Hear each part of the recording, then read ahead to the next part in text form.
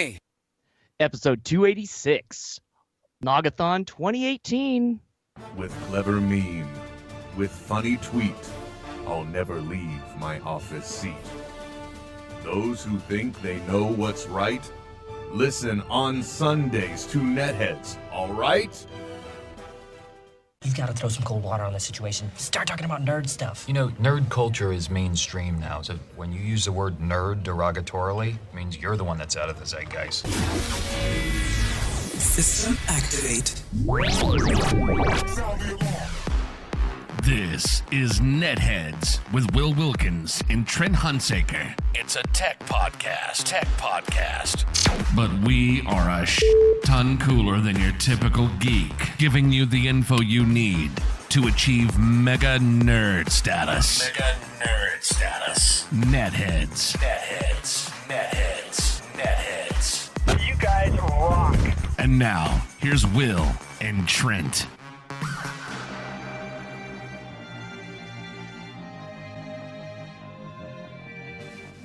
No one listens to the radio. I wasn't even listening. I was listening to podcasts. Podcasts are great. Radio's boring.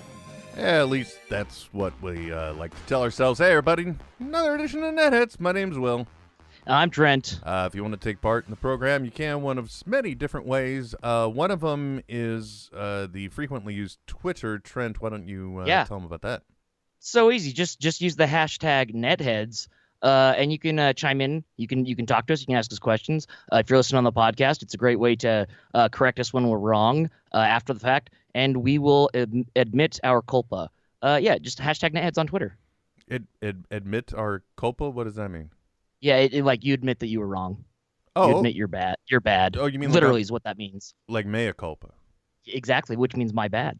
Okay, so when you say. Never mind. You know what? I'm getting caught up in the details here, and that's not important right now. Thank you very much for tuning in, anybody that actually is. If you are, thank you, and we're sorry. If you thanks to Caper Girl Mel, who is also taking part in the Nogathon. It looks like she's got some eggnog. And what is that? Like a scotch? Or what do you put in eggnog? Is it rum? I don't know. Well, actually, you know what? I can grab the bottle of premixed Pennsylvania Dutch. Oh, there eggnog. we go. It's made with real dairy cream, rum, brandy, and blended whiskey. Okay. It's an entire little hodgepodge of stuff there. Yeah. Okay. Trent. Well, Caper Girl Mel, yes, you're here. Oh, she's also using the hashtag Nogathon as well. There we go. We salute you. Anyway, we Trent, I'm very sorry. We're taking chances where we ought not, because this is almost our annual tradition, the Nogathon, even though, I wouldn't really say, there is some nogging. There's really not much thawing that goes on with a Nogathon, wouldn't you say? No. In fact, I kind of have an aversion to dairy mixed alcohol drinks. Oh, no, I mean, like, specifically, there's no particular time stretch. We're not doing this for charity. Oh, no. Yeah. There's no thawing. Yeah, there's no... It was, something we came up with, 8 years ago? Yeah, I don't even know why. But I will say, though, that I now have what I view as the perfect Nogathon glass. Yes, you do. I had it last year. I have it again this year. I'm not sure. I thought I had bought another one, or maybe I was thinking about buying another one so that way we'd have a pair of them. But the Christmas Vacation Moose, I only wish it was actually more of just a saucer kind of thing, and it was the antler that you held on to like in the movie. Oh, right. Yeah. Because mostly because elevated stemware and electronic equipment.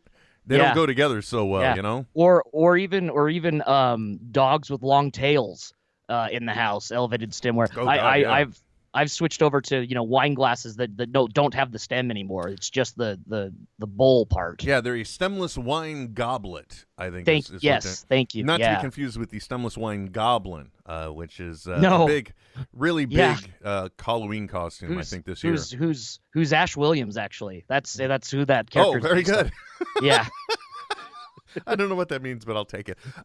So I'm apologizing, Trent, because we're doing a few different things. I like to just take caution throw it right to the wind. So Yeah, I figure, let it blow around. even though last week we got completely hosed the encoder for the video, right? It had an issue partway through there, at which point then it just threw up its hands in the air and said, okay, I'm done. So, Yeah. so the only video we had actually, I think, was like the Facebook video. So when it comes down to it, I'm being a little cavalier, but in the end, as long as we're getting audio, that's really the product we're searching for, right? That's what we're hunting for. This is what we're really trying to deliver. Well, in the meantime, I'm using this annual tradition we have. This really, oh yeah, pardon me. It's a really big show. Let me cue in the mood. There we go. Oh, wow. Royalty-free Christmas music, instrumental in the background. Thought you might like that. Absolutely. Sure it'll be absolutely annoying within like 10 minutes, I'm sure. It'll just be Sure. like, Will, really? Could you fade it out? It'll just be like the early episodes of Smodcast. Remember when? Oh yeah. Yeah, when Ken Plume would just put music in going the whole time. Even better though, he would put in relevant to what they were talking about. Yeah, exactly. Yeah. It was very thematic. Yeah. Man, the way we're lined up now, the jump is almost from shoulder to shoulder. We are almost lining up, but our heads are in the wrong ways. You know what I mean? Anyway.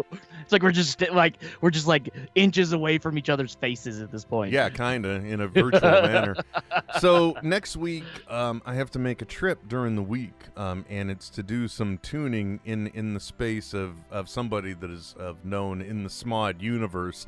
In the Smamly. Yeah, I don't want to drop any names. I'll just say it rhymes with schmation and schmooze. That's all. Okay. Snoochie boochies. So there's a piece of hardware that we got. I don't want to say any names now about it, even though it really is kind of cool. Wowza Clearcaster, I think is the name of it. Anyway, so I've had to take our entire setup, and I've had to make sure that I take an HDMI output from my computer, and now I'm using that as an audio and a video source into this device to stream out for the Facebook. So if our streaming sucks completely across the board, then the reason why is because it's because I'm playing around when I shouldn't be. You're giving her all she's got, Captain. Yeah, pretty much. So we're hosing around there. Because also, we normally only go out, I mean, nobody cares about this, but normally we go out at 1280 by 720. Tonight we're going out at the full 1080p, the 1920 by 1080. Good for you. Yeah.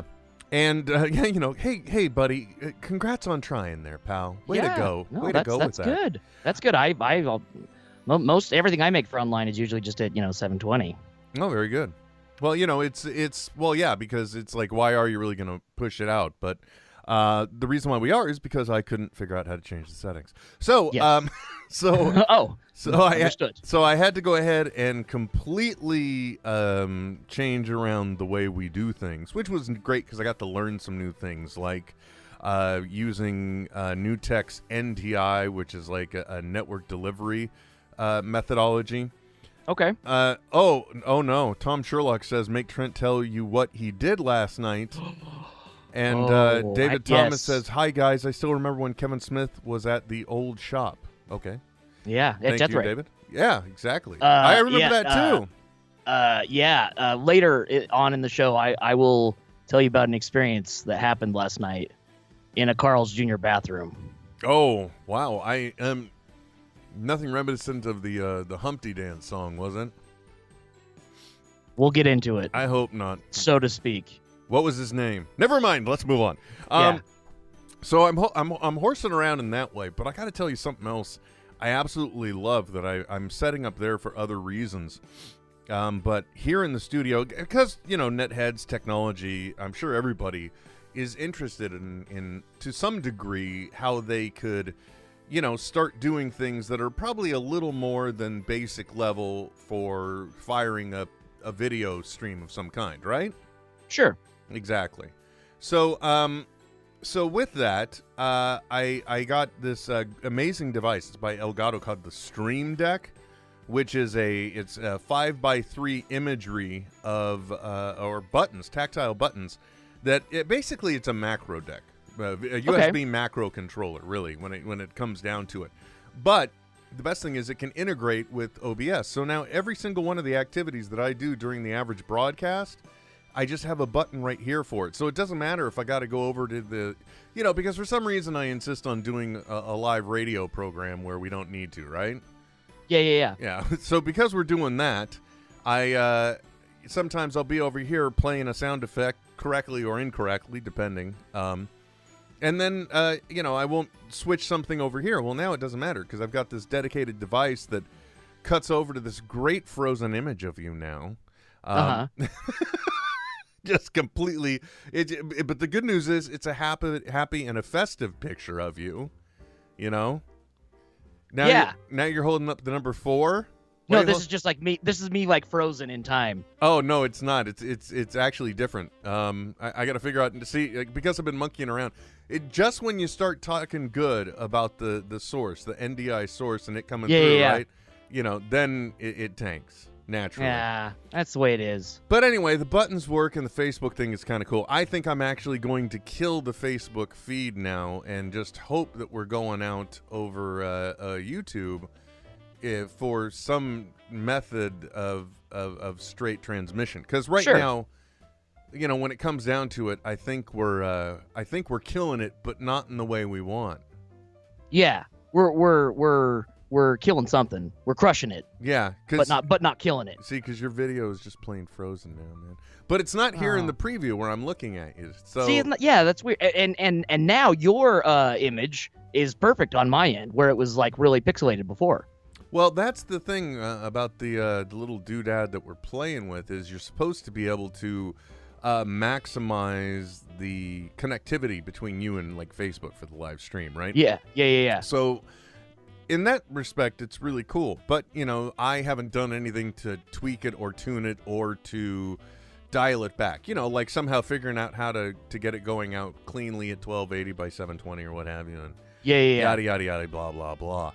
So, anyway, right now, though, it's running interference. Because, I like looking at a happy picture of you. Yeah, who doesn't? It's really nice. And I got to say, the interface is great because you can see when people on Facebook say things like Caper Gomel, she mentioned, yeehaw, Nagathon is on. And yeah, it is, buddy. To some extent. Yeah. But, now I'm thinking we're going to have to tank it. Going to have to kill it on that end, man. Yeah. You have to take it down. Yeah. To Chinatown. Well, I got to do something because, I'm not getting a clean experience here. That's what you get. That's what I get for monkeying around. You know what I mean? You know what I'm saying? Sometimes you just don't want to be up to shenanigans. You just want to do it right. Okay, just do it right and don't monkey around. Having recently been at a live show where some things weren't done right, I can appreciate the gusto, the oomph, the personal and intestinal fortitude to want to do it correctly. Mm-hmm.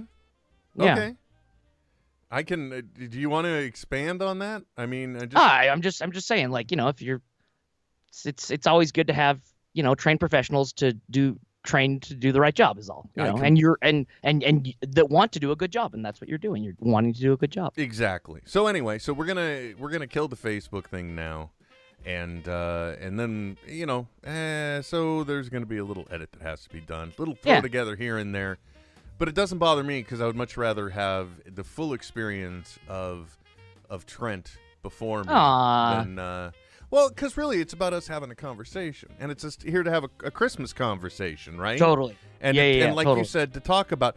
what would be a dick move is if suddenly right now at this point I said, but you know what, guys? We're continuing the conversation over on our Patreon page. So all of our Patreon right, yeah.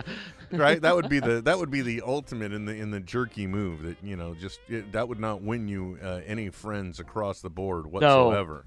No, it wouldn't. So anyway... So I'm gonna kill it here on the Facebook. Sorry, everybody. And for everyone listening to the podcast, thinking, this is very video centric. Yeah, sorry. Yeah. Sometimes that's just the way it is. Things will never be the same. Some things will never change, Trent. That's exactly. And I believe it. So anyway, we're gonna do that real quick. Reset some stuff. It'll probably pop up new on YouTube as well, maybe as a new video. But then things will be going. So, but thank you for the Facebook peeps. Obviously, It just goes to show that here at the home we can't compete with doing too many things at once. We got to stay very focused. Yeah. But hey, it's all a Will, learning lesson. Well, it's not in like a flashlight that you can focus the beam to the diameter of the beam, Yeah. The wider you get it, the less intense the beam is. Do you know what I mean? The closer you focus it into a central point, yes, the better it is. That's why I always point for the little mesh thing down, around. Sometimes now they'll actually put like a little fly or a crack or something in the porcelain, just like carved into it, so that way then you have something to aim for. Oh, you're talking about a different kind of stream. Never mind. I'm sorry. Yeah. Sorry. I got there, though. Yeah. Usually when there's no water coming is when there's the fly there. There you go. Okay, so we're going to reset everything really quick, but, the good news is for the podcast people, they're just like, well, I didn't hear no difference at all. That's right. You didn't. It didn't happen for me. Okay, so here we go. Ka-ching in 5, 4, 3, 2... Okay, so there we go. So now we're back on. Now you were just explaining during the unplanned break, Trent. Yeah. Excuse me. That you were having a unique kind of drink. What is it you're drinking this evening? Yeah. So I'm drinking a variation of a caipirinha, which is normally just lemon juice and a little bit of sugar, and cachaça, which is a white rum. Made out of sugarcane in Brazil. I thought you were about to say, and the walls fell. Yeah. And the walls fell. No, that was Shaka and the walls fell. I'm sorry. But this one, the variation, you just add a little guaraná soda in it, and it is delicious. Very refreshing. A little citrusy. Trent, it sounds like a revelation. Yeah, I'm telling you, it feels great. Maybe that's because I haven't had sugar for a week. And it's all just gone straight to my brain. You've gone off the. Do you want to share? Wow, it's open sharing time with Trent here on the Nagathon. If you're listening, as has been in the past. Did you want to share what it is you're going through? Yeah, absolutely. I had the well, I mean, we can back up a little bit. I had the awesome fortune to see Kevin and Ralph at the Salt Lake shows last weekend. And Kevin talked a little bit in his Q&A about his weight loss, and so I decided I would jump into the potato hack, and I've been inverse potato famining since Sunday. What is inverse potato famine? Because a potato famine is no potatoes at all, and I'm doing the exact opposite, just potatoes. So that's maybe reverse famine is just the in famine. No. Yeah. I'm sure there's a term, gorge, I guess, the potato gorging. There you are. Well, yeah, because that's the idea. It's a very simple concept, really. It is. That every time you get hungry, just eat some plain potatoes that have been boiled or baked, or you could. Yeah, that's it. Yep. And so that's how long have you been doing that? I've been doing it since Sunday, and as of this morning, 18 pounds down. Interesting. So not too bad. Not too bad. Have you noticed any missing pains or stiffness that you had been experiencing? Yeah, I think so, actually. Especially like in my knee and my ankle. I'm normally like few Advil a day kind of guy. Haven't had that at all. And it was another thing I learned too. Since I'm just eating them plain without like salt or anything like that. So when you eat salt, your body tends to retain more water in its blood. Because of the salt in the kidney, so it's trying to flush that out of your kidneys. And so when you don't have salt in it, you retain less water, and so like the puffiness in your face can be reduced, little stuff like that. But which is why you take a salt pill when you're like out in the desert, so that you can retain more water in your blood to help you hydrate. Oh, I didn't know. See, again, didn't know that. Yeah, neither did I. But I was just looking up, what happens when you go without salt, and it said, you retain less water in your body, which is fine because I'm drinking a shitload of water to stuff down any potatoes I eat. That is the thing. I did. There was a portion I did the exact same thing. And I think I went about 5 days is where I got. Oh, dude, it's rough.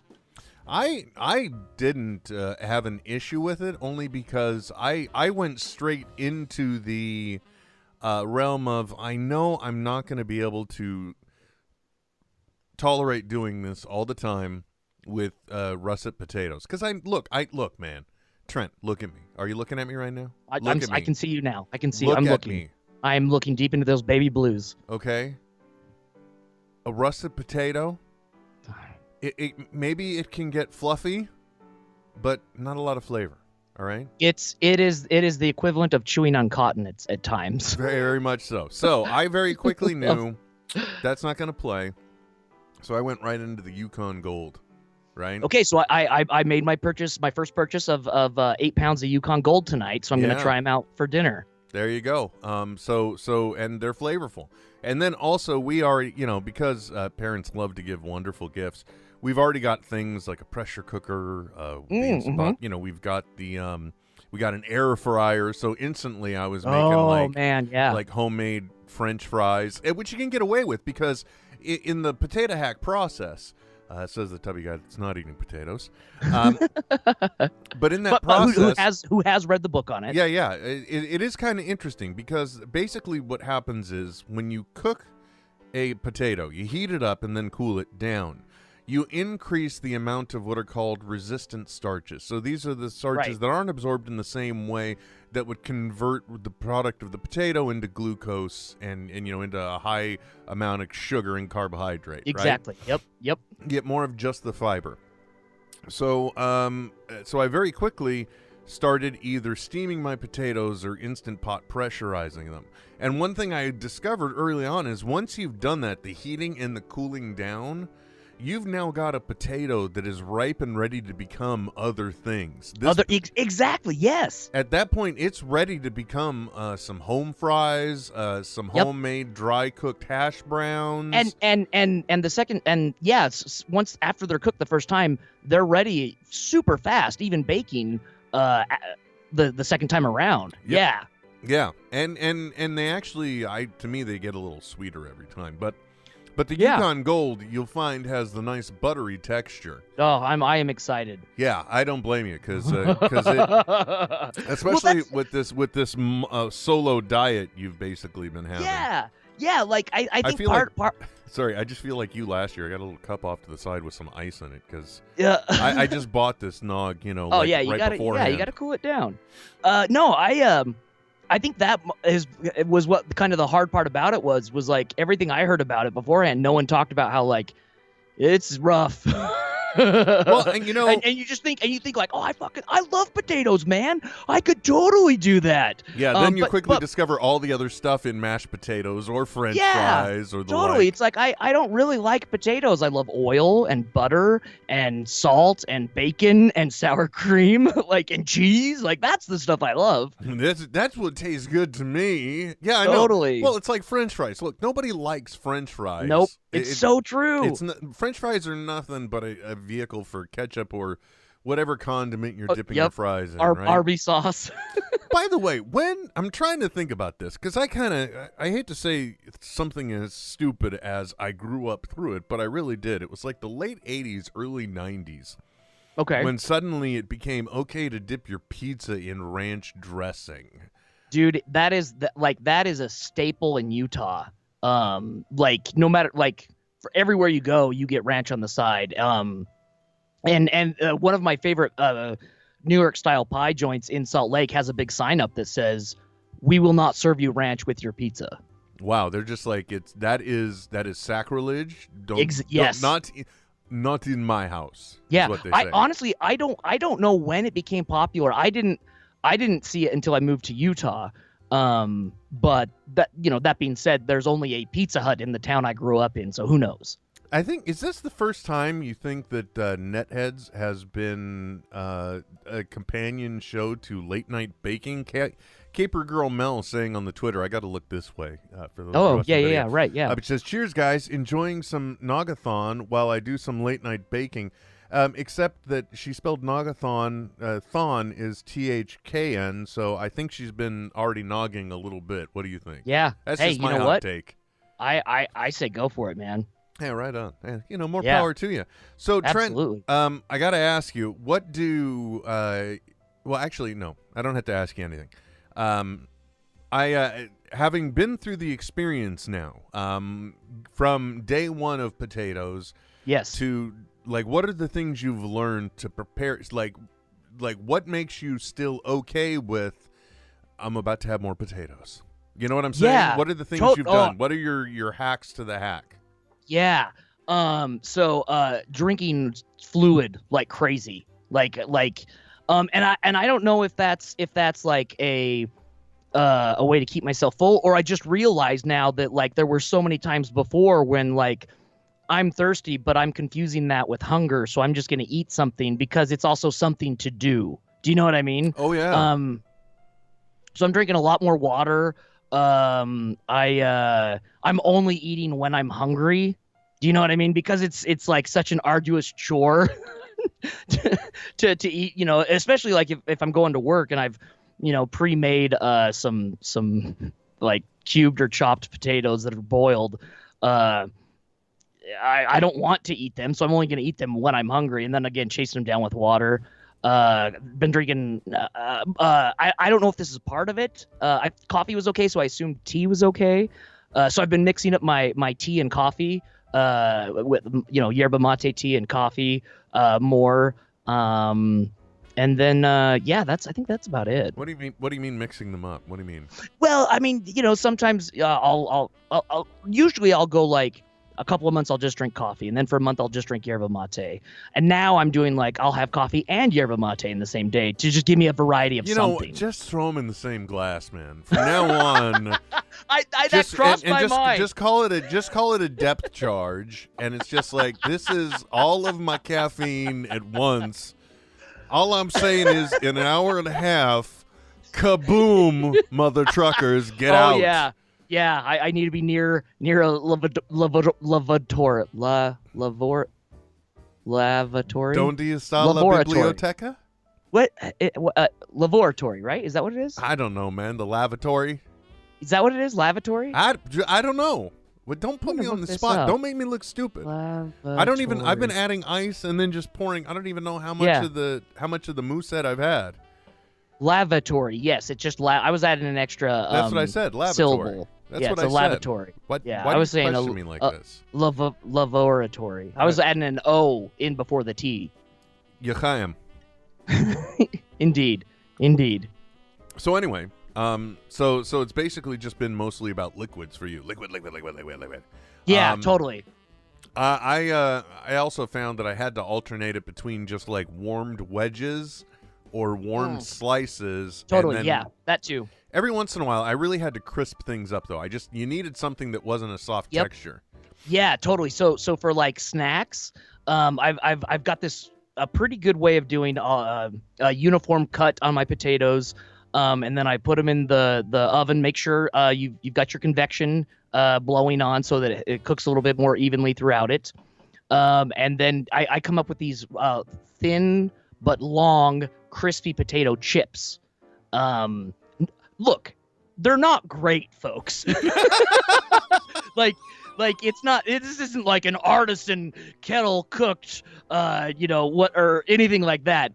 But you're right. It's just to like give yourself any type of variety in like what you're eating. Because again, like going into it, I had no idea like that was going to be the hardest part of just like the mouth texture being the hardest part to stuff it down. It's like.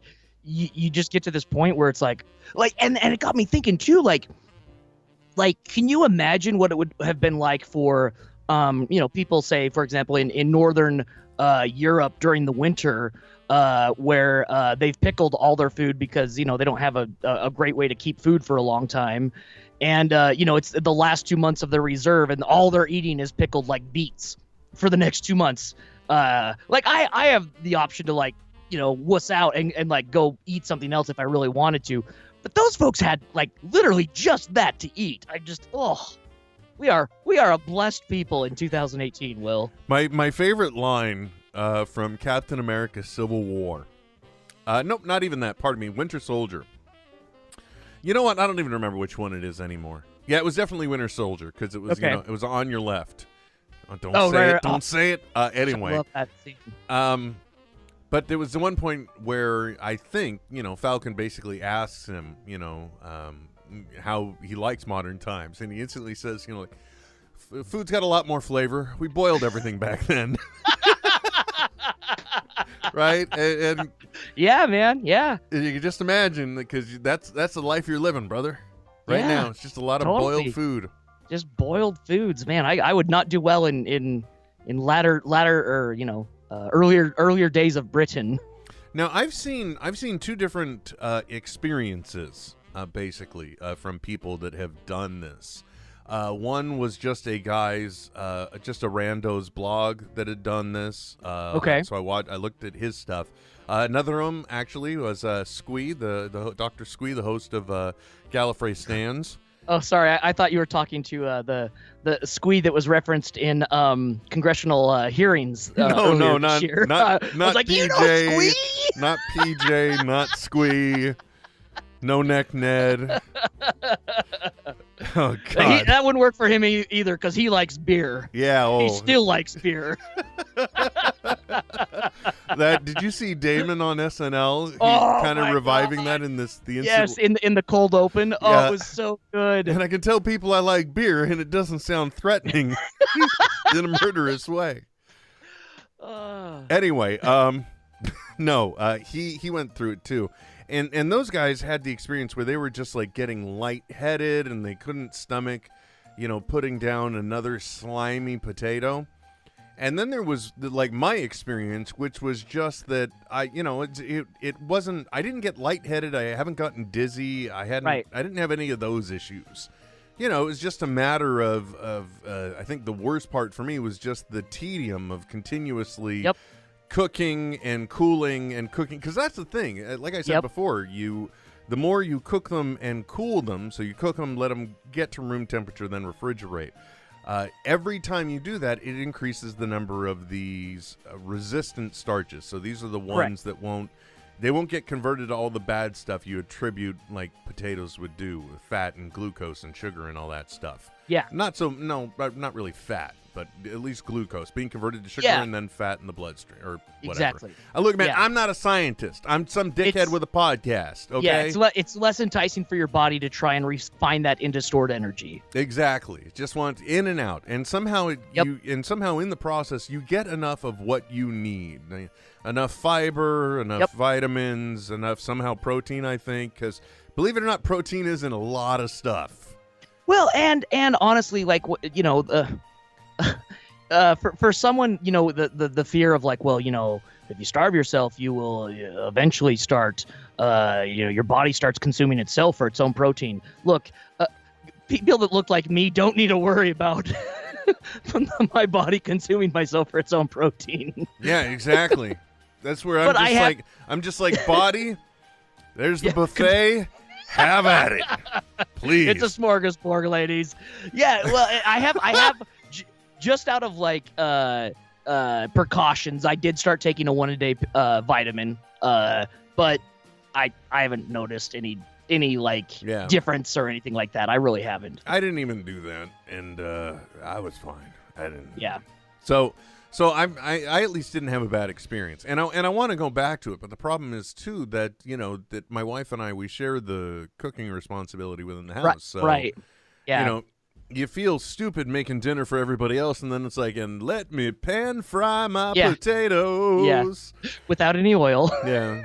And it's dry crisping them, and I'll cheat and put like a little paprika, maybe a little. Oh, that's not bad. Yeah, I've thrown a little pepper on my chips once in a while. Yeah, see, and I think even one of the guys that I don't want to say pioneered, but it's heavily pushed. Sure. Like he even said with the potato wedges I mentioned, he had used an air fryer, which is nothing but a mini convection oven. Let's not fool ourselves. Yeah. But he used that, and he even ate them with some type of organic ketchup. I'm like, wait a minute, ketchup's back in game here? Because if I can have some of that, ketchup's like straight sugar. Yeah, well, apparently not this organic one. I don't know, but even the way this is described, it's not like the extreme where you've done or like Kevin did Right. 14 days of nothing but potatoes. Yeah. And then his next vegetable was corn, which he Corn. found horrid. He's like, nope, I'm not doing this. Yeah, exactly. That's the way you want to sell it. Let somebody be the next thing, be something they cannot stand. You know, it's Yeah, just, right, that was, exactly. And don't get me wrong, it's not like it was chosen. It was just that's just the way it. Nobody knows how he would react to it. Personally, I love corn, so you know. Yeah. It's, Totally. And I yeah, don't even- I mean, and- he had never eaten corn before. Hey, Trent, I found out today. Guys, I don't know if you may find this surprising that the host of a supposed technology podcast, Trent, I live in corn country. Did you know that? Really? You don't say. It's just, well, it's a big thing because Liberty High School, they've won their first state championship, right, for football, which is huge. Okay. That's it's a big deal. And so this is the first time the school has done it, and I think it's existed for 106 years or 116 years. Oh wow! And this is the first time they've won state. Yeah. So Damn. And you know, we're also the type of city or town, or I don't know what we are, but there is a free newspaper, Trent. Nice. There is still the free newspaper, purely powered by ad buys, I'm guessing. Yep. But every single resident gets a copy of the Brentwood Press. So there was the colors were different, which is why I actually took notice of it. Sorry, Brentwood Press. Look, it's not a ringing endorsement, because usually it's the Brentwood Press for me is the thing where it's like, okay, I have left this out too many days. Did the rain get to it? Or has it become so yellowed now it's irrelevant to even bring it in because it'll just fall apart like an ancient scroll, you know? That's totally me too. Yep, I'm the same way. Yeah. So anyway, but they had a special, they had the Liberty High School colors and everything, and then I noticed in the line above it, it's like Brentwood, corn country. And I'm like, really? I live in corn country. I didn't know that. I feel a little podunk now. I'm just saying, Well, you know? But I mean, like when you're driving, like, do you see cornfields ever? Oh, yeah. Everyone's, Oh. yeah, I mean, like, look, it's not coming as a Okay. complete and total shock Sure. to me. It's like, Sure. well, I've never seen an ear of corn in my life in Yeah. Brentwood. Look, the region is known for its white corn. So Brentwood corn is a Ooh, thing. good sweet white corn. Mm. Yeah, exactly. Which is Oh. why I like it, right? Yeah, me too. I love it. It tastes like nature's candy. It's candy. Right? Yeah. Especially when it's fresh from the area. So anyway, I don't even know where we are in the. Do they have like so after the harvest or whatever, actually it's not after the harvest. It's places that are just raised specifically for this. But during the fall, are there corn mazes in the area for people to go and pay money and go through the corn maze? Each farm. Hold on, I gotta press the button on the stream deck, but I'm busy fishing for ice because priorities. See, and it's just sitting on you trying to have a sip of your. Yeah, I know, right? Yeah, like mid. Sorry, buddy. No, it's all good. I'm taking It's all care of good. my business and putting you on Front Street. Hey, it's you know what? What? During See- the Nagathon, there is no mea culpa, so we don't even have to respond to those tweets. No, we don't. No. By the way, the Stream Deck thing I'm talking about, it's great because, like I said, now it's like a tactile switching service. I don't have to worry about what computer I'm on to switch things here. And I haven't sent out an image of it yet, but it's really cool because you can create a custom image for the background for each button, right? Yes. And like, because right now I'm looking at blank open, which is just, it's this one here that shows, that we're getting the atomic batteries power. Then the one next to it is show number, and it's got, but all these have the same logo you see behind them. And then there's a button literally with my face on it, looking like I pissed in my own Wheaties. And then there's a smiling shot of you on your shot, and then the we'll be back soon. So it's really clever. I got to admit, though, Trent, I feel like a freaking idiot because I thought that was amazing because you can customize the background in each one of these things. And I'm like, how did they get a tiny screen behind each button? Oh, yeah, sure, laugh it up. And that's when I realized, no, there's probably this is a software cut up of just a regular little LCD screen, Will. And, it's all in the grid, Einstein. So there's not a little tiny, it's one big screen. It's just getting chunked up. Right. And that realization really made me feel dumb. But that's neither here nor there. But I just wanted to give a closing thought on that thing, because really it is great having a tactile surface. Because if I could also start just firing off audio cues from here, since I realistically only use like 5 of them, I could now have one tiny little surface to do almost everything I need. Yeah, I mean it's super. It looks super easy, and it's kind of like a DJ sampler, where you've got like X amount of keys that you've pre-programmed to do a very specific thing. Yep, and the other part that I get to play with on this is that, and it's something we could use too, because it's the exact same application. We're doing stuff inside of the Open Broadcast software, OBS. Right, yeah. But I could also set up, some visual effects. Like, for him, it's going to be a lot of like the gaming stuff. So if there's a particular type of animation he would like to play on screen when something happens, he could just hit a button and that'd do that. Totally, yeah. Like I've seen Twitch streamers that'll do whenever there's like someone gives a donation or a subscribe or something like that, they'll do a quick little animation or something to say thank you. Yeah, see, and then that could be the generic one. It doesn't have to be like the customized one. Exactly. Although it is amazing, the stuff I have learned about OBS in the past week and a half. It's just like amazing. Really? Yeah, well, yeah, like let's say we went dedicated platform and we wanted to be like, let's just say we were going to do YouTube, right? Mm-hmm. So if we were going to do that, we could literally, I could on this end, I could build a frame to where the window would be able to split so that way, next to me or next to you at all times, there's like the chat too. So it could be incorporated in the screen. So that way it not only becomes this, informative looking stream, but also the whole video becomes a big heads up display for me. Although I will say that while I was a Clearcaster, it really did. It split it up nicely to where you just start seeing people's comments right there on your little broadcast screen. So it wasn't for naught, my friend. It wasn't for naught. Yeah. So anyway, so basically your whole hack to the hack is just, it's all about getting enough liquids and trying to switch up your coffee and your tea. And planning ahead. Yeah, definitely. Well, that you have to do because you're on this constant cooking and cooling cycle. Yep. Just make sure you've always got like 5 pounds pre-cooked in the fridge, ready to be something. Yeah. Every afternoon you start cooking for the next day. Yep. Exactly. Yep. Which I'm doing the same thing for, but I'm looking at making like you're doing it for.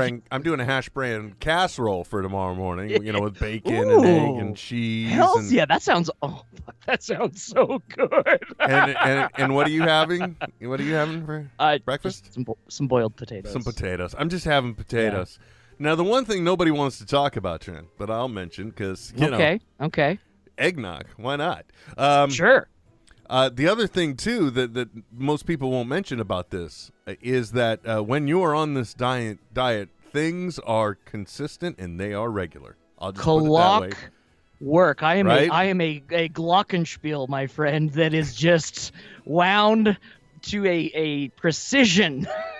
Yeah, and when you could set your you could set your watch to my movements, friend. And let me tell you something too, my friend. When it happens, just like the old warning about when you catch on fire, stop, drop, and roll. You're out. And you're done. It's gone.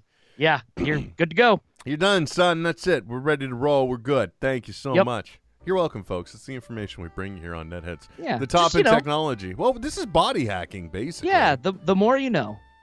The interesting thing when you read the book of the guy that wrote the potato hack Tim is Seal. that a lot of this comes back to medical articles that he found from like the 1800s in Europe. Yeah, the 1840s. This was a popular diet in the 1840s. Yeah, so basically when the rich would get extremely fat and disgusting because they're living off of their opulence and all their ham and sausage and gravy and the like, the prescription would literally be a potato diet for 3 to 5 days to give them back their leanness and gauntness. And damn, it's nuts.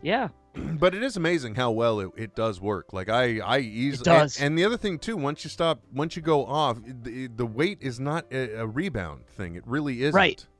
Right. That's, Well, I'm hoping. I don't know, but yeah. Well, I Well, mean, and- it will be if you just go, completely nuts. It's like, oh my gosh, the Oh, Christmas yeah, crack. right. Is that ham and turkey? And Yeah. by the way, can I have some of that ball tip as well? And, Yeah, so there was a nutritionist who was on the Joe Rogan podcast talking about this. I mean, he talked about a ton of other stuff, but he talked about this diet for a short portion of it.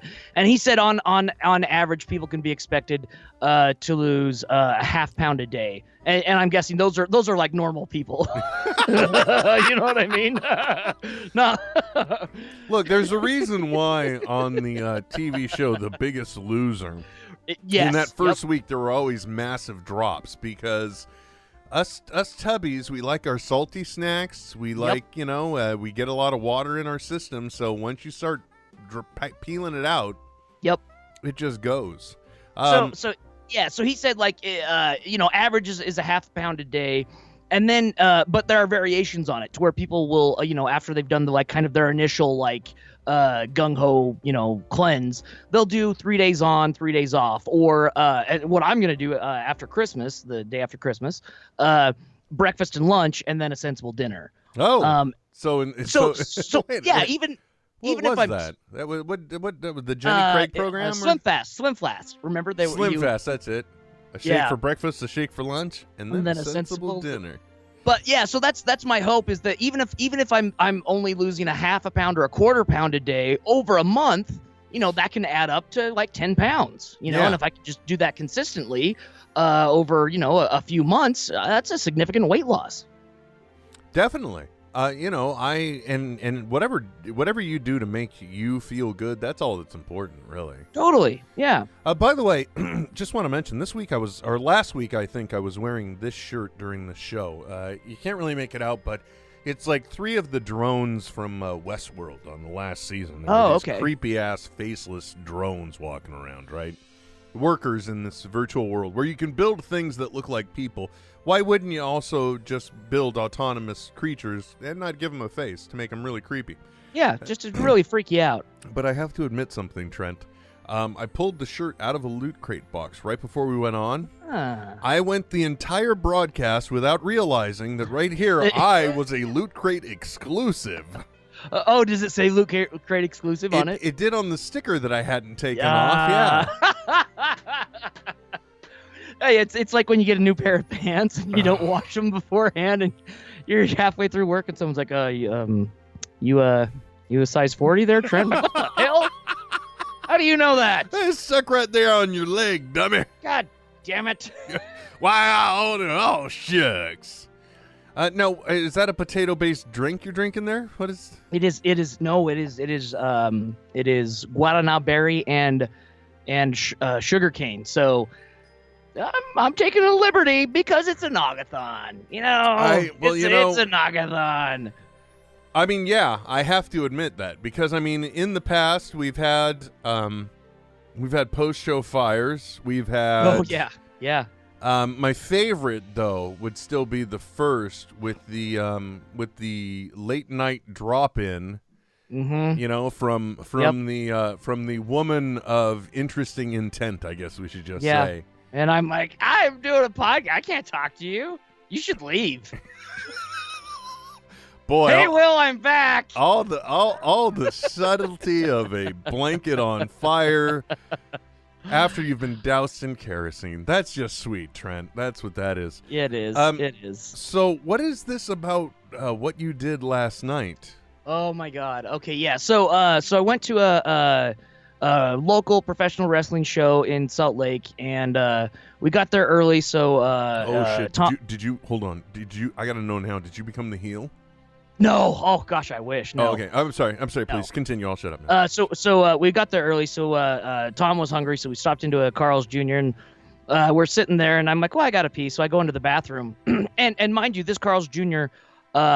Is I'm not even shitting you, 50 degrees on the inside. It is kept cold as balls inside. Right. And I'm guessing, it's right next to a transit center and a train stop. So I'm guessing it's to kind of keep people from loitering there that might not have other places to be, Just a moment to interject. Yeah. Typically balls aren't cold. Are we talking about it? Like, do we yeah. say balls cold because it means it's just like this cold is so cold it would cause quite the reaction? Yes, it would cause the muscle fibers in the scrotum to contract to bring the testes up closer to the body to preserve the integrity of the sperm. And that's one to grow on. Go ahead. So I go into the bathroom, and before you go in, you never know what you're going to see when in the pudding pop. It's going to be an interesting bathroom when there's a big sign outside that has like the penalty for graffiti, right? Oh boy. So I go in and I turn into the urinal, and there's a stall that is closed next to me, and I hear two voices, one man grunting and another man saying, "Don't worry, you won't regret this." So that's interesting. I mean, that's not exactly where I would expect a guy to help coach another guy with squats, but that's good to hear. Because I know a leg workout is very extreme. In the next day to the other day, you think you're going to regret it, and then you don't. Well, and how's you supposed to stay warm in such a cold Carl's Jr.? Those wall squats will do it. Squats yeah. get the. Because that's what our temperature is, right, Trent? That's the friction of our blood going through everything. Exactly. Right. Exactly. So I once they heard me in the bathroom, it went quiet, and then I walked out with, I can only imagine, the longest 1,000-yard stare of my life, realizing that there was no longer a chance of hope in humanity for anything good to ever happen to me again in life. And that's what happened. I came out, and Tom at the end of his meal said, "Well, I need to go to the bathroom." So, at which point I saw one guy come out who was definitely on something. He was very animated and very vocal. And then when Tom came back, he said that there was still one person in the stall who was still grunting. So who knows what was going on in that stall? We don't know. Clearly, somebody needed some help with their taxes. I understand. It's end of the year. It's an arduous process, and you need a well-lit, cool place to discuss these things. I get it. And you close the door. It's really private. It is. You can take notes on the wall. I mean, so many. Bring your possibilities. Sharpie. Yeah, exactly. Okay, well, in Utah, you say, right? This would only be better if it was like across from like the main temple or something. Oh gosh, yeah. If it was like by the Tabernacle Visitor Center or something. No, it wasn't. Sadly. No, but still, many a transit have thought. Well, I guess that explains it. I don't know what it is about transit locations. With transient locations, maybe, I don't know. Perhaps, yeah. Maybe. So Trent, to kind of tie into the Christmas theme, I thought it might be kind of cool, without warning, just to ask you, because mind you, I'm not very, I don't want to say well versed in this, but look, since I became an adult, I'm not very fond of Christmas. Okay, I'm not gonna lie. Yes, I wholly understand where you're coming from. I mean, the hardest thing this year, and by the way, for everybody who's like, I'm barely making ends meet. I can't believe all this shit you go on about. Will, look, it's my life, man. I'm sorry. I'm just We all live in our own reality. Exactly. Yeah, that's right. And so we all lead different lives. So excuse me. Once I became the purveyor, I guess, of Christmas. Look, I don't mean to sound like a dick, but yeah, once you start writing the checks, it's not so thrilling, right? It's just not a total blast. It's not the thing you look most forward to. I mean, it's great when you do it appropriately, like when you plan out some stuff, right? Like, look, I'll be honest. Okay. I'm hoping, Trent, and I'll put it out there, and I can't believe I'm saying this. Throw it out there. You never know. I can't believe I'm saying this is a 47-year-old man. Yeah. But I'm really hoping I got, like, even just a PS4 Slim and the Spider-Man game from earlier this year. Oh, my God. I want that to be ported to PC so bad. See? And that's the only reason why I want a PS4. It's the only reason I would even need a PS... I don't need a PS4. And I went back and forth on this so many times when my wife was asking, like, what are some things you might like?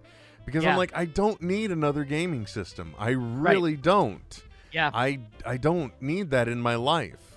Granted, like maybe my teenager might get use out of it too, but I don't want to encourage that. Yeah, right. Yeah. Hey, if they're into it, then that's their choice, but I'm not going to push it on them. Trent, it's a devil's box is what I'm saying, okay? It is. And it's nothing but a time sink where it's, oh, look, I can get my Netflix through this too. Hey. Yep. And next thing you know, I'm hooking back up the video project. Listen to me with the, oh, I'm sorry about your problem, but listen, the next thing you know, I'm hooking the video projector, so I got a 72-inch screen that I'm playing my PS4 on here. It's only 60 on the HD, for the frequent, enough. the hertz. It's only like 60, so it's not really sharp and clear, okay? Yeah, it needs to be sharper. Yeah, that hyper reality. Well, that was like when I was rocking, I don't remember what question, pardon me, not question, what output I was connecting to. I think it was the standard connection, so it may have just been like SVHS or something with the first Batman game. But then when I got the HDMI cable for the Xbox 360, I was like, oh, this is a whole new world. Oh, yeah, it changes completely. Yeah, this is just become I may have to go back and play the rest of this, play the opening of the game over. Just to see the cinematics. Yeah, exactly. But, I don't need the PS4. But I knew that, when push came to shove, if I wasn't going to get away with the, let's just worry about the kids, I don't need anything. I'm like, take the stupid freaking robot off my desk, put it in a box, wrap it, because nobody needs this thing. It's a digital cat is what it is. It goes around. Sure, it can tell me what the weather is, and now they integrated Alexa with it too, so I can use it to turn on and off my desk lamp. Yeah, that's cool. Yeah, I mean, well, it's got some perks, and now you can be more conversational with it. You can tell it Merry Christmas, and it'll have a funny little animation or a Happy New Year on its screen. It's cute, but still, I'm still paying for it. Wrap it up, put it under the tree, because it's it's and you know what? Just put it and then put another thing in there that's just an index card that says comma, etc., comma, etc., comma, etc., because it's representative of the stupid shit I do all year, and just like, oh, I'm going to get this now. Now is the time. I will pull the trigger. And I don't need this, though. I don't. Yeah. So don't do that. It's like how Muse, everywhere he goes, he's buying these box fans, man. Where are they going?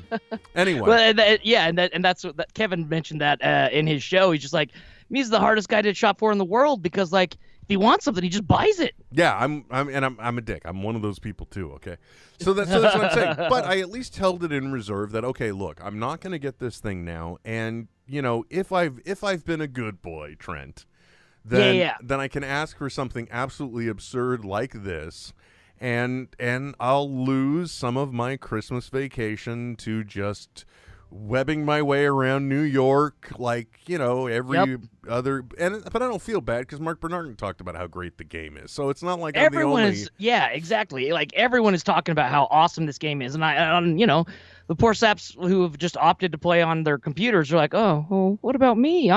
I want to be a friendly neighborhood Spider-Man. Well, you see, that's the reason why you got to become one of those major streaming game players, Trent. And so you got to get one. They'll just send it to me. Yeah, you can have your PS4, and you probably would have been like the Game Over Greggy guys, and you would have gotten like the customized Spider-Man red and logoed one, and yeah, but that's what you got to do. You got to get the stream, and you got to play the games, and you got to get popular, and that way then it's like, well, we want you to play on the PS4, Mr. Man. So here is a PS4, so now you can use that in your OBS setup in your streaming for your channel with your Elgato Stream Deck and your fancy animations and your audio and your green screen, so all we see is you in the bottom right-hand corner. I've been doing a lot of examination of this stuff. I can imagine, yeah. I think it's pouring out now. But it is funny just how the gaming industry in itself has kind of, much like YouTube did, created a lot of these insta-millionaires. And for sure, yeah. much like we saw from the early YouTube booming generation, it'll be interesting to see how these people shake out as well. And I only mean that in the sense that you kind of get this run on these, I don't want to say nouveau riche people, but, you get people that do kind of, they strike a vein at just the right moment, and they get rich quick, and then it seems like there's an eventual implosion that happens, or a market saturation, or something. Oh, yeah. And then it's like, well, what's the rest of your life going to be? Right? Well, and by now you've already left your job at the university, Trent, because you were making so much on your channel. I went balls deep into my channel. Exactly, man. You were like, look, this is far less tangible than a comic shop. There's no way. There's no way this can fail. There's hardly any overhead. This is gonna be me. I'm printing money. Everything is profit. Yeah, it's all gravy. It's all gravy, baby. Right? And then the market turns. What do you do? Sorry, I don't know why I instantly became a narrative about you. But no, yeah, because in my mind I'm thinking, fuck, I'd love it. But man, like, that's the thing though. Like when you watch a good Twitch streamer, I can't think of a content generator that is more difficult to be engaging, because as far as like content that you want to watch, because you have to be engaging while like still playing the game, and not like get too far into the game where you're not making commentary or you're not engaging with your audience or whatever. Like, it's difficult, and you can definitely see people who are trying really hard that God bless them for trying really hard. Because they're just not compelling. Well, Trent, there have been a lot of times I've been looking for subject material, market research, if you will. I've been looking how things are done and how to get them. And invariably, anytime you're looking towards anything that may be considered any type of a specialty area, anytime you're looking at something that, it may garnish a certain number of hits, the varying degrees of product maker, I think, are amazing to watch. Like, one of the most informative videos I saw about trying to do like a low cost lighting rig for green screen. Most informative, looks like the most scientifically balanced thing. It produces a good chroma key. There's very little funkiness around the host, little of the pixelization we saw from the 70s and 80s. None of the bleed, if you will, or the chroma blur. But it was like one of the worst produced videos you would have ever seen on YouTube. and then you're just like, wait a second, should I really be taking this guy's advice? Right, but sure enough, the science is sound, and you're like, well, there you go. It's just too bad. But I guess that's how you do it, because then you do a better video, and then that guy's like, well, I reviewed that 2 years ago. I can't. Sorry, I'm trying to look at the Twitter feed for what everything's going on, and I'm pretty sure. Because I don't actually follow the president, right? I follow... Sure. Nor do I. Right. But I do follow a real press secretary, SecBot, because it'll give you his tweets, but released as what looks like a press secretary release. And I've just noticed 3 have come in along the way. Oh, no. Yeah. Oh, no. So I don't know what's going on. It's just, it's an interesting, if you're listening from anywhere not within the continental U.S., pray for us. I don't care what your religion is, just pray. This is Scan DC, Trent. Yeah, exactly. Scan DC, Trent. Man is saying kookiness inside of a house that's white. Oh, Lord. Yeah. Let's see now. So, what is Caper? Well, hold on. What's Caper Girl Mel up to first? She's baking, man. She's baking like a mofo right now. Oh, and Matt Corey is he was at a hockey game. He wants to know, children's Dimetap still works for adults? Sure, why not? Are you trying to get high, or are you just I think to treat symptoms, right? Because it's not going to cure you from your cold, but it can treat the symptoms. The cool thing about the where he's at right now, apparently they've announced that there's going to be a new expansion team or a revisiting of the Hartford Whalers. I'm guessing. I don't know. He just took a picture. posted the picture of it's the Hartford Whalers logo on ice. Well, Caper Girl can you Mel. expound? No, forget him. She tweeted what is the bottom layer of her 4-layer dessert. Oh my god! Now here we go. This is great. This is a new game, which is baking term or pornographic term. Yeah. It's a shortbread cookie type bottom. Oh my. Yeah. No, I would like to speculate that could be both. You know what I mean? One would hope so. As long as you're finishing with the top. Yeah, she's also mentioning that there's a Rick and Morty game for the PSVR. Oh. So I was not aware about that. But you know, Squanch Tendo has been like working it, right? Wait, what's Squanch Tendo? I haven't heard of this. That's the name of Royland's video game company. Oh, is it really? Yes. I'm relatively certain. That's brilliant. Yeah, well, you know, the guy is known for making money. Yeah. Mitch McConnell yes, just told a group of people and me that he has been given the U.S. Senate for 30 years and the last... Never mind. It's just rhetoric being spewed about. Words! Yeah. War on Christmas, folks. No. When was that war ever launched or lost or won? It's still in the trenches, man. Until we can take our Christmas back. It was the Whalers tribute night at the Carolina Hurricanes game. Ah, okay. There you go. Thanks, guys. Look at that. See, everyone's providing content.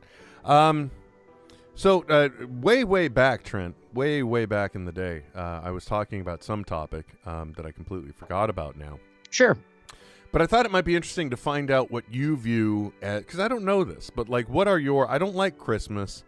Sure. But everybody has their favorite Christmas movies, right? And we're in the final stretch now, folks. This is going out. Let's do this. The night of the 23rd, right? So there's one more night. Every parent with an elf on the shelf is thankful because tomorrow is the last day. The elves will be have flown back to the North Pole and then come back for one last day of illegal government surveillance of our children. Yes, of Big Brothering. Yes, preparing them for the eventuality. Well, you know, we're all getting prepared that way anyway. Look how many of us are freely talking to devices, and much to the horror of one guy, I think in the UK, that requested his information from Amazon regarding his Echo use. So the Amazon Alexa, he ended up getting back some other users' voice recordings. Oh no, are you serious? I'm dead serious. But you know, look how long we've been, ever since we started using Siri, folks. We've been willing to give away our voices, and then you got 23andMe, so we're giving major corporations our DNA. I'm not a conspiracy theorist. I don't think there's anybody. Fruit of the Loom's the only corporation that's got my DNA in the past. Yeah, ooh, gross. But I'll tell you what. I will tell you what. Yep. I may sound like I'm getting paranoid, but I'm not, because reality talks and bullshit walks, Trent. And what that means is nobody is going to spend millions of dollars to make a clone of me. I know this. I've seen what the outcome is, okay? If you want to have a neurotic, very insecure, copycat type individual that you need to clone for some reason, so that way you can get a substandard product at whatever you do, knock yourself out, guys. Sure, yeah. You know? Go ahead. Make that winner. But a clone that would be very, very thorough in whatever it's doing. I would hope so. That would be my hope. That would be my hope and my prayer. So with the with that, I just thought it might be interesting though to find out about what you view. What are our top 3 Christmas movies? What ones do you absolutely love and adore? And while you're talking, for people watching the video, it's going to look funky because I'm going to start fiddling with your input, because once again your video is moving, but your image is. God, you look so happy static when you're frozen in place. I know. It's because I'm a happy guy. I'll say, man, look at you. Yeah. Anyway, okay. go ahead. What's your third? I'll start at number 3. Gosh, it's a tough one. But I'm gonna go. I was gonna say Scrooged, but it's an honorable mention, but it's not it. It is the A Muppet Christmas Carol is number 3 for me. Really? Yeah, it is one of, I think, my favorite adaptations of Charles Dickens' A Christmas Carol. That said, a really good one is the Patrick Stewart one. If you've never seen that before, it's powerful. But yeah. Oh, is that the one where he's reading? Scrooge. He's reading. It's a one-man performance. Is what I'm trying to say. No, that I haven't seen that one. No, this one was I think it was done for the BBC. Okay. Anyway, so yeah, A Muppet Christmas Carol, and then after that, I'm gonna say Gremlins, because Joe Dante's my favorite director. I freaking love the guy so much, and it's the original Gremlins is so good and it's so weird, and it's not Christmas exactly like it's not talking about like the spirit of Christmas or whatever, but it takes place during Christmas. And then I'm going to say my last one is National Lampoon's Christmas Vacation is my favorite Christmas movie. Okay, fair enough. I think National Lampoon is a fabulous one. It's definitely one. Plus, I would fully endorse. The opening credits is one of the best opening credit scenes of all time with the Santa Claus animation and the song that they have for it and everything. It's fantastic. Yeah, but why is poor Santa experiencing a Griswold type event when just because he's in the proximity of a Griswold? Exactly. Water sinks its own level, man. You get around them and it just happens. Okay. All right. Shitter's full.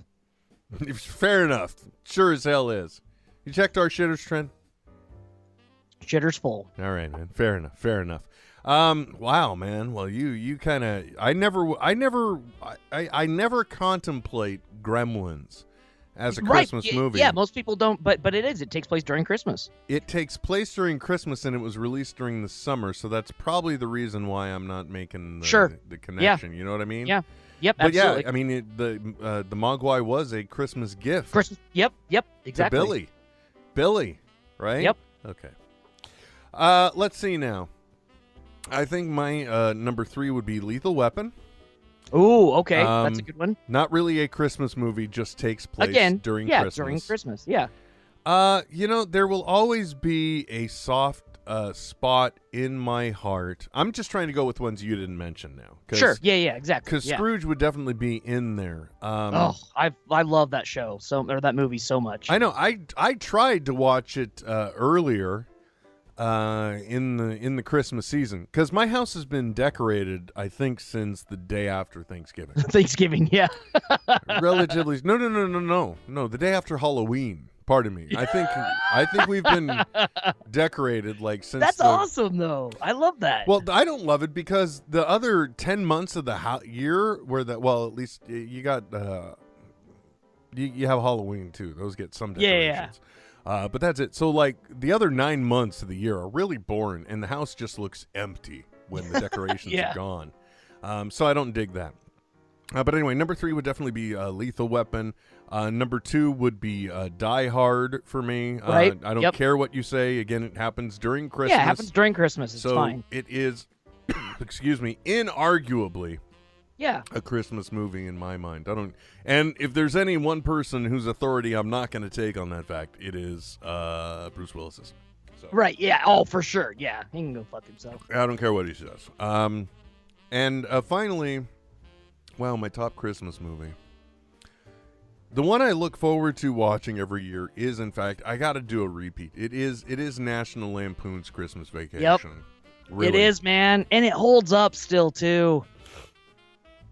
I feel guilty saying this because I am also a subscriber to the Ralph Report, and this was one of Ralph's number 3 least favorite Christmas movies.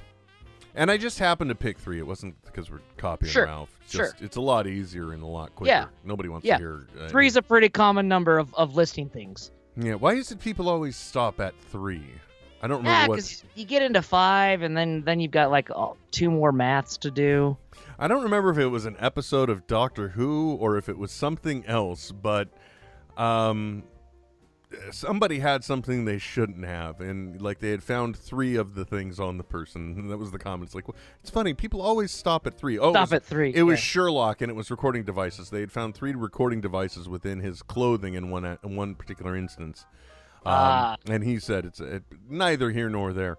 But yeah, I think Scrooge would definitely be my top, or not Scrooge, but Nightmare Before, or not even Family Family Vacation. Christmas Vacation. Christmas Vacation, yes. Only because it has so many, just It's so subtly, quotable, man. It's subtly brilliant too. Yep. In many different parts and in many different scenes, and it's got so many just throwaway gags. It's like, can you hurry up, Clark? I'm freezing my baguettes off out here. Grace died last winter. No, she's Grace. Oh yeah, no, Grace died last. I'm sorry, I'm wrong. I apologize. Yeah, there's so many just weird. I mean, just right down to, of course, the SWAT team having to storm the house at the end. Yes. Also, by the way, the funnest part about watching that movie this year with having a 4-year-old in the house is I can literally have an exchange now with my daughter, and I can say, well, why is the carpet all wet? Or Todd, or she'll say, why is the carpet all wet, Todd? And I'm like, I don't know, Margot. Margot. You got a lot of nerve talking to you like that, Griswold. I wasn't talking to you. It's pretty low, mister. If I had a rubber hose, I would beat you with it. Oh, see, just so many. But, there are a lot of Christmas movies out there. Like, in some way, there are certain elements of Fred Claus that I like. See, I've never seen it. That's fine. There's only 10% of it probably that I really like. Sure. And mind you, I'm in Christmas territory, all right? If it were like a war zone, I am deep in enemy lines. Trent. Yeah. I am fully entrenched. I am like an Alabama tick dug into Christmas. Dug into the war on Christmas. Exactly. So I see a lot, and one of the ones that is not, look, it's not a good movie. I'll admit that, but it's one that I guiltily love watching every time, and that is Four Christmases. And it's not for most of the story. It's really only because of one scene where a little kid is smacking the holy high hell out of what is his name? Because it's Reese Witherspoon, and what's the other guy's name? I'm not familiar with the film. He was in Swingers with Jon Favreau. The other guy. It's Vince Vaughn. There you go. There's a kid just has him pinned down, smacking the living hell out of him because his 2 brothers are unprofessional UFC fighters or something. They're backyard brawlers, you know what I mean? Yeah. Yep, I do. Yeah. So their kids are carrying on the tradition, and one of them is just like, he's smacking the shit out of Vince Vaughn, and he's all like, Google me. And he's like, what? He's like, Google me. I thought you might want to look me up, Barbara. and it's just because of that. Just that scene. Yeah. That I'll like that as a Christmas movie. And the other one that I have to watch every year, and it's probably going to happen either tonight after this or sometime tomorrow, and I don't know why. Maybe because it is just such a cry back to such a very innocent time, Trent, but it's a Wonderful Life. Oh, yeah. Unfortunately, it has a lot of play, way too much play, but it's still, that moment where the wire comes in, the message, the telegram from Sam Wainwright, as the entire town for some reason is bailing out this negligent banker. Yeah. You know what I mean? Because nobody knows Old Man Potter pocketed the envelope for the deposit, right? Yeah. So George, for all anyone knows, George is guilty of malfeasance. He even knows he's guilty. Uncle Billy lost the money. Trent. Yeah. I'm naming these names like I live with these people. Yeah, no, but they have been a part of your Christmas for so long that you know them. You care about them. That's true, I do. Anyway. Your mirror neurons are empathizing with them. Mm-hmm. And one that also is really good, but it too gets way too much play, is A Christmas Story. You know what I mean? It's just yeah, it's a caricature of itself now. It really is in some way. Yeah. Joe Roddy, Big Show 925 on Twitter. He's saying he's wrapping presents while listening to the Nogathon. Way to go, man. Really? Yeah. Mel W, who I keep wanting to call Mel B, Caper Girl Mel on Twitter. Her top 3 movies are Muppet Christmas Carol. Yeah, a girl. A Muppet Family Christmas. Oh. and the Christmas toy, the OG story, all are Jim Henson products. She's keeping it Henson real. You can just say keeping it Henson. I think that would put Oh, a button that's on better. it enough, Yeah. right? Just I mean, keeping it as a Henson. kid, as a little kid, it was for me. I remember it was the Rankin Bass Rudolph. Yes. It was I don't know why, but because it's not that great. Maybe because I'm just like, maybe it was my introduction to jazz, and I love the Vince Guaraldi trio, so because of it, maybe, I don't know, the Peanuts Christmas special. And then, honestly, dude, the freaking Garfield Christmas special is goddamn heart-tugging. I still, like, if I ever watch it now as an adult, I still cry. It is so good. I don't even know I don't know what the hell you're talking about. You know, like Garfield and Friends, the animated cartoon series. Oh, I know, the one that ran on CBS Mornings? Yeah, so they did Okay. they did a Christmas movie one year when I was a child, and it's, oh my God, it's so great. They go and stay with John's mother, who is a widower, and all she wanted for Christmas was to just remember her husband, and oh my God, it's so good. And then Garfield, or Odie, makes Garfield like a back scratcher. Oh God, you know what? When we get done, I'm gonna go watch this. Made from his own severed claw, because that's how Odie rode hardcore. He did. He really did. Wow. Well, you know what? Hey, man, it's whatever you like, right? It's whatever. Because I know the Rankin Bass one that with Rudolph the Red-Nosed Reindeer. I was thinking about this while my kid was watching it, because it was on, and I was thinking, because there would be points I remember watching that as a wee adult, probably around her age. And by the way, this kid flinches at nothing. She loves Halloween. So, like, spooky jack-o'-lanterns singing on her porch, fog machines, cackling noises. She don't give a damn, right? Yeah. So, well, darn, pardon me. I should keep it clean. Yeah. Keep Sorry. it. Yeah. Don't play blue. Right? I know. I'm sorry. I'm cheap and easy. I apologize. Yeah. But I was watching that with her, remembering every time there was the dramatic music and the approach of the Bumble and the commercial break in between the two. Because, it showed Rudolph floating off in the distance, and then there was the threat of the Bumble, and that would freak me out as a kid. Yeah. And then I look at it now, and I'm just like, wow, I was stupid. There's nothing scary about this at all. But how messed up is that original Rudolph the Red-Nosed Reindeer thing? Because think about this. First of all, you got this this minor doe. No, he's a doe, a deer, a female deer. So he was a buck or whatever. Yeah. Stag. Little buck. I don't know. Little fawn. Okay, see? So he's got this one little problem, and then everybody's busting his balls over it.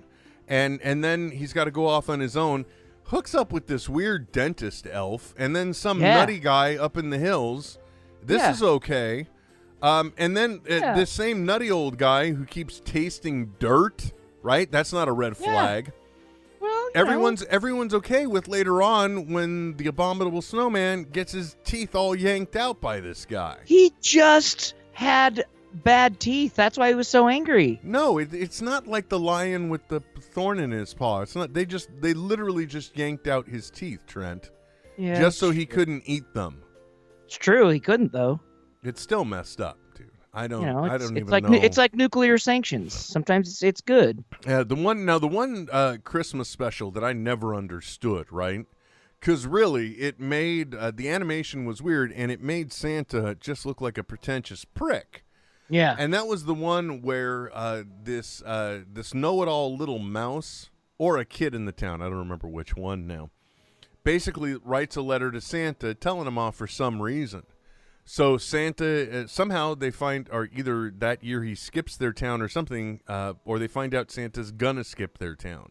What? Yeah, I know. It's a weird story. Santa would never do that. Well, I don't know, man. Well, unless his town was really poor and every mom and dad were like, fuck it, we can't do this. We gotta come correct with our kids and let them know that we're just trying to get them ready for the God thing, which is just getting them ready for the death thing. So wow, dude, you took it dark. I just thought they didn't have enough money, so they're like pinning on the dude in the big red suit because he ain't. No. He ain't even here obviously, to stop. I don't have children. he ain't here to stop us from throwing him under the bus. So let's just tip away. No, that's not what that's not the direction I was going. But in there, then I think some like smarty pants mouse. It may have been the same dick that wrote the letter, for all I know.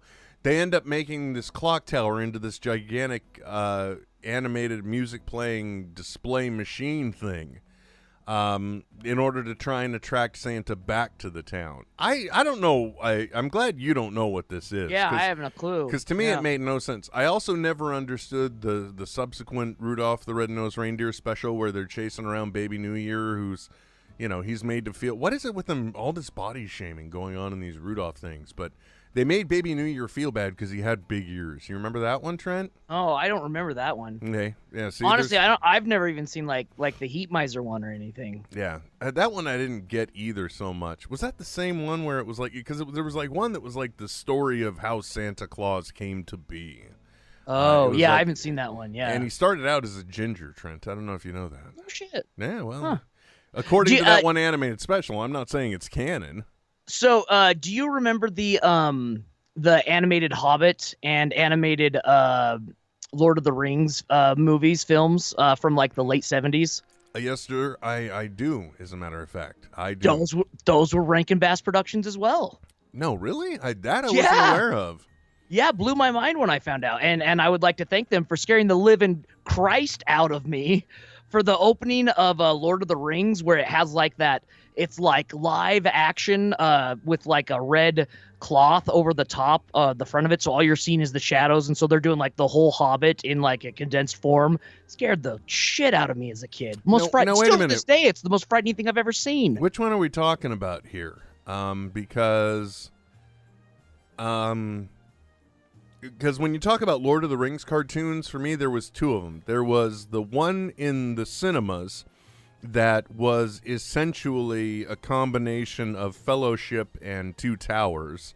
And then there was another one that seemed to be just like a conclusion or which was Return of the King. Yep. And then they also did a Hobbit as well. So which one was which though? I remember the Hobbit one. Yeah, so the one with and you can watch it on YouTube with the very intense opening is the first of the Lord of the Rings of the two films. So the first Okay, one. Gotcha. Yeah, because the other one was the thing I saw. I don't know where it aired. I just saw it on ABC. And which creepy ass Frodo of the Nine Finger Song. Well, and the Nazgul in that are goddamn frightening as well. When they're hiding under the it's thanks Rankin Bass for having me sleep with my parents till I was 15. Working through our emotional trauma here on the holiday festive issue of NetHeads. Nagathon 2018. Right. The Santa Skips Town movie is called 'Twas the Night Before Christmas. Thank you, Caper Mel. Wow, she is on top of it. Unofficial tonight. Producer of the show today. Yeah.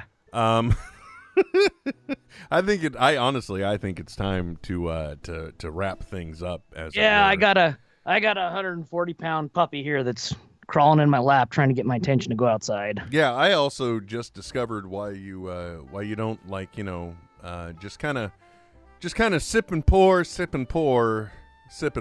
Oh, you get in trouble. I didn't realize it, but there's oh my. Yeah, my. Oopsie. It's so smooth. It's so smooth. Tastes so good once it hits your lips. Apparently I'm channeling my dad this Christmas. Yeah. I had a lot of help from Jack Daniels. Anyway, folks, thank you for listening to what has clearly just been a however many minute tech-laden, wonderful, just blabber fest that came to no true fruition, really had no story to tell, but was just basically it was just a great conversation between two friends, Trent, which I think goes to show us that Christmas was inside us all along. Gross. Right? Okay, fair enough. Anyway, folks, until next time, my name is Will. And I'm Trent. And we'll be back soon. Yeah, if I can hit the right button. Lately, that's been a challenge. Right? Sure. Yeah. Oh, and you see, I gotta kill the other music because it's just like... Should be easy because there's so many to choose from, the buttons. There are too many. unfortunately. Anyway, That's right, Trent. There are too many to choose from. there are too many. So let's try that again. Until next time, I'm Will. And I'm Trent.